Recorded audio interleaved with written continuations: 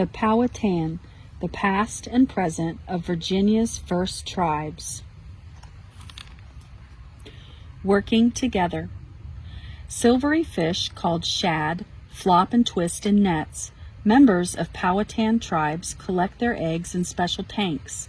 Within days, baby fish emerge. They feed on tiny shrimp growing bigger. But the tribe members do not eat them. They release the shad into the river. Millions more fish inhabit rivers today because of Powhatan tribes. Rivers fed their ancestors and connected their tribes during difficult times of change. Powhatan today work to protect their traditions and healthy rivers for their children and future generations.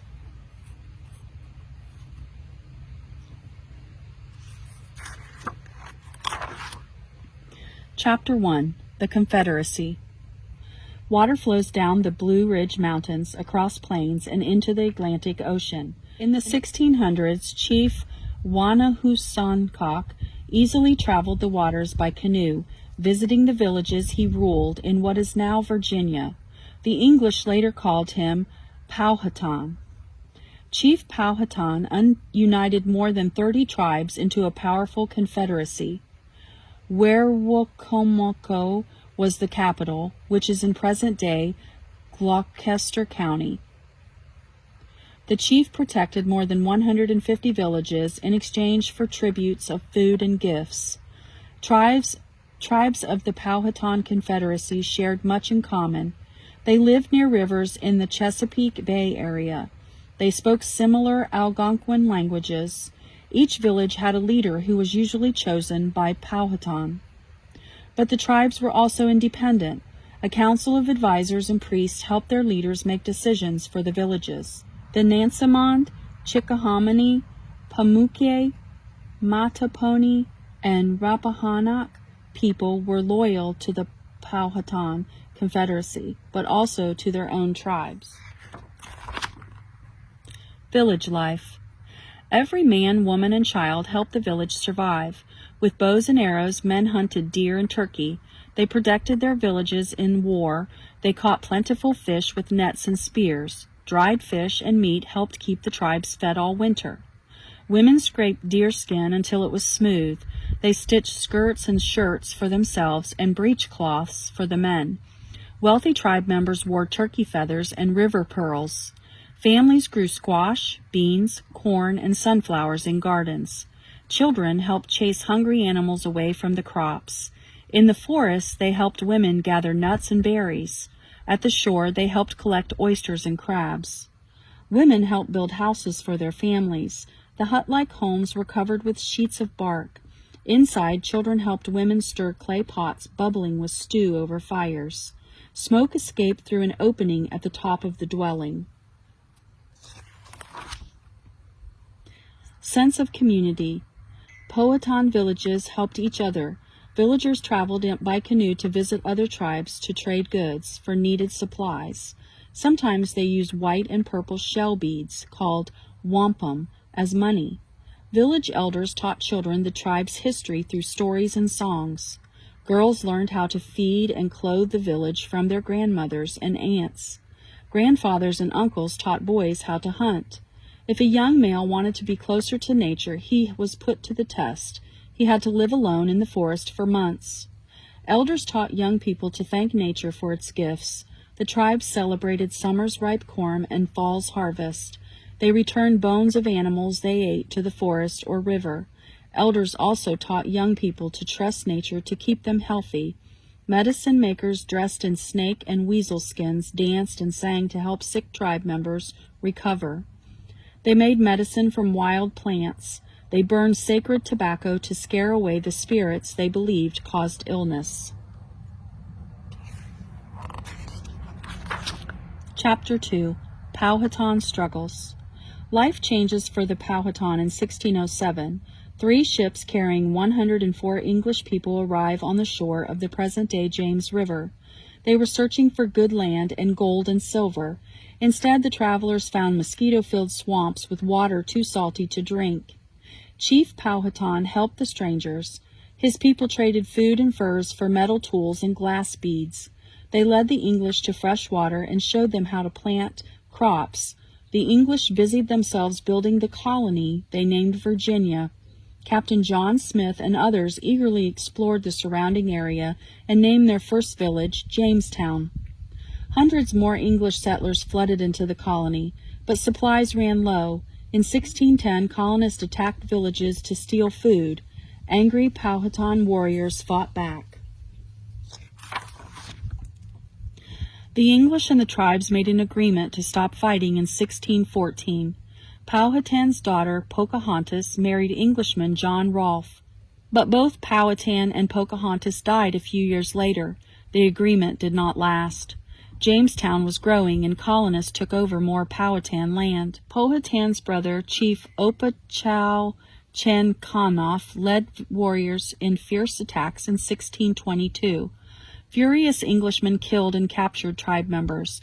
They burned their villages. Colonists carried diseases that killed more Powhatan than gunfire. In 1607, the Powhatan Confederacy had more than 14,000 members. By the 1640s, there were only 5,000. The Powhatan Confederacy started to crumble in 1646. The English captured and killed Opechancanough.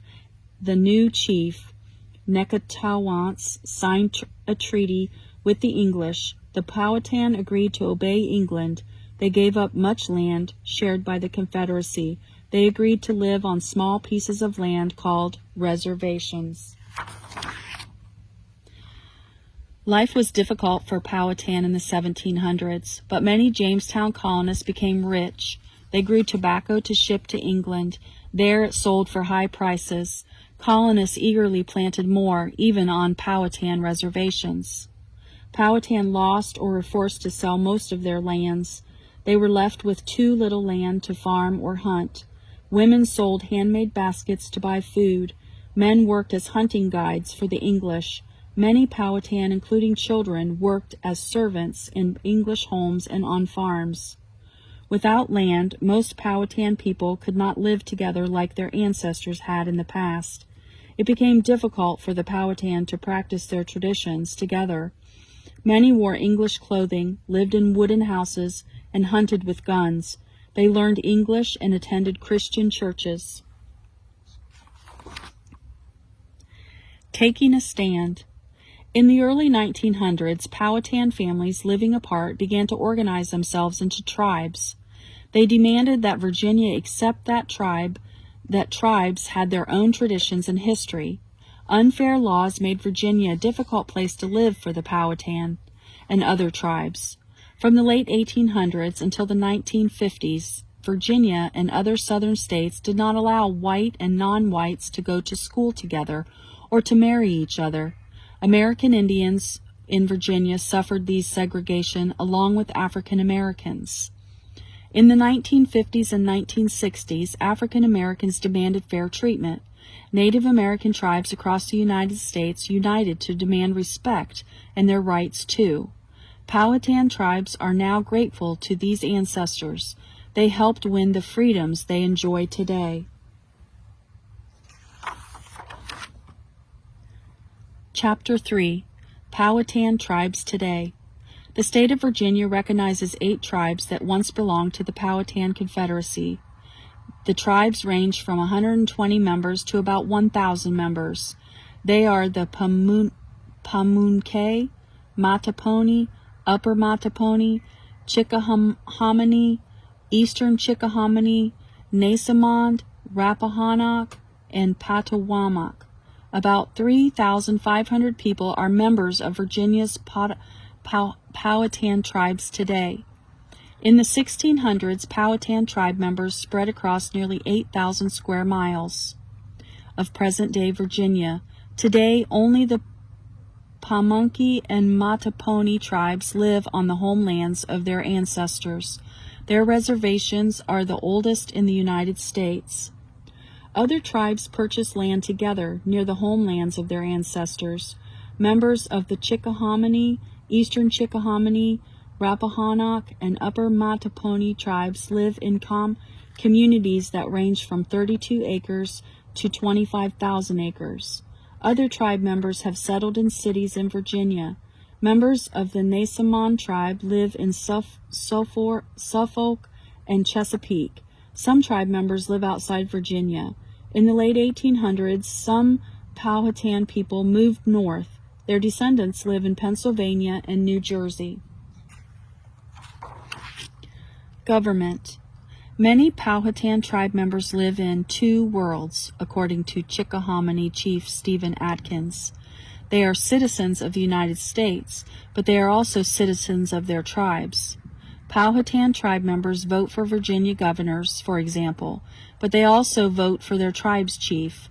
They vote for members of the Virginia General Assembly, the group that makes laws for the state, but they also vote for members of the Tribal Council, which make laws for their tribe. Powhatan tribe members enjoy having a voice in their tribal government.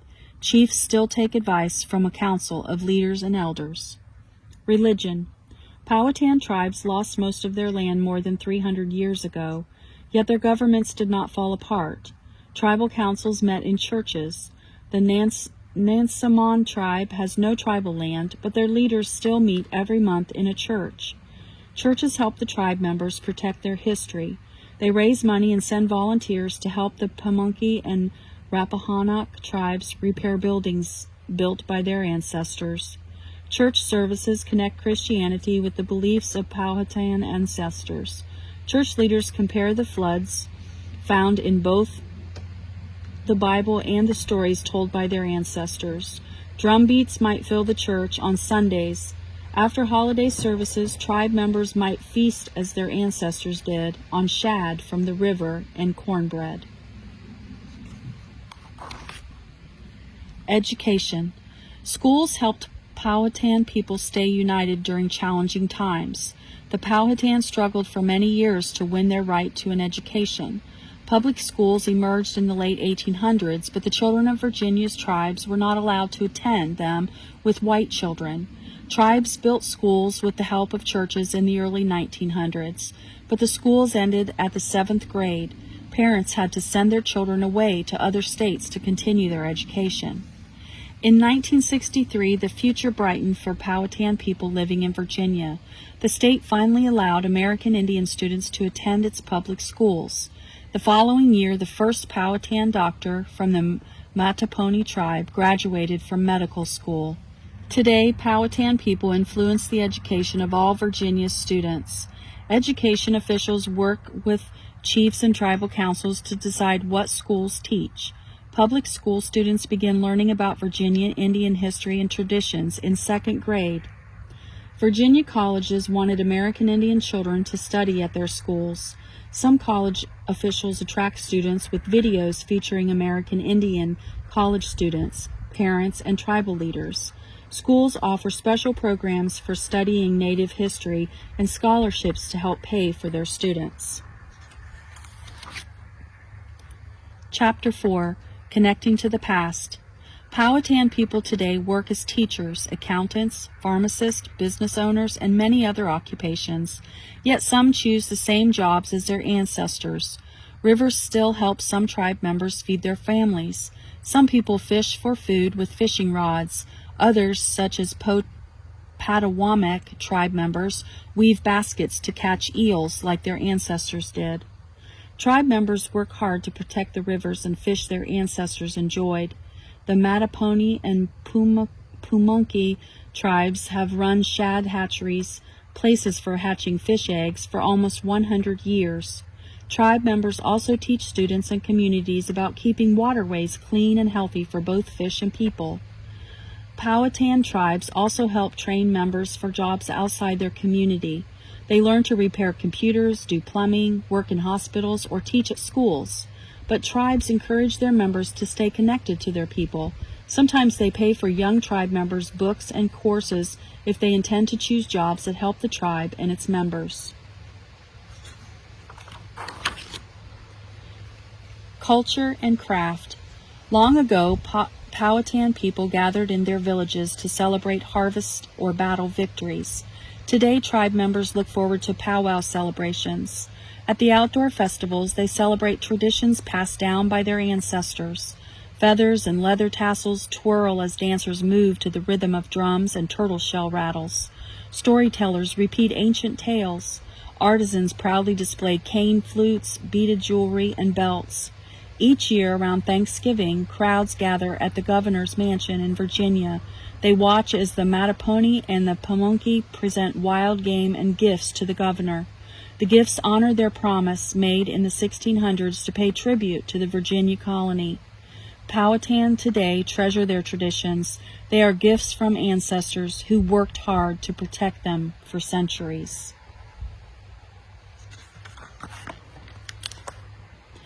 The Powhatan, the past and present of Virginia's first tribes.